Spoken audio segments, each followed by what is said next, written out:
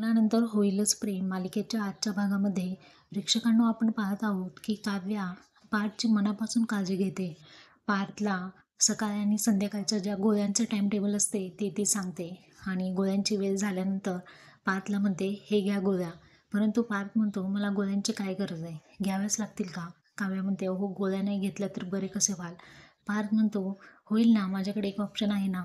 तुमच्याकडे बघत बघत तुमचा हसरा चेहरा पाहत मी ऑटोमॅटिकली बरा होईल. तेव्हा आता काव्य त्याला चिडवू लागते आणि या दोघांमधील प्रेमळ संवाद आता सुरू होतो. काव्य म्हणते पण माझ्यासाठी तुम्ही इतकं सगळं का करता पार्थ? पार्थ म्हणतो हो कारण माझं तुमच्यावरती प्रेम आहे. आणि पुन्हा असं जरा लाजतो आणि इनोसंट फेस करून म्हणतो आय मीन मैत्रीतलं प्रेम आहे माझं तुमच्यावरती. मी तर तुम्हाला केव्हाच 11-11 वाजता विश केली होती की तुमचंही मैत्रीतलं प्रेम मला मिळावं. परंतु ती गाडी काही पुढे जातच नाही आहे. आता काव्यसुद्धा मैत्रीसाठी हात पुढे करते आणि म्हणते तुमच्या घड्याळात 11 वाजून 11 मिनिट झाले, मैत्रीची गाडी आता पुढे सुरू झाली. असं म्हणत काव्यसुद्धा पार्थला फ्रेंडशिप बँड बांधते आणि हा इतका आनंदी होतो.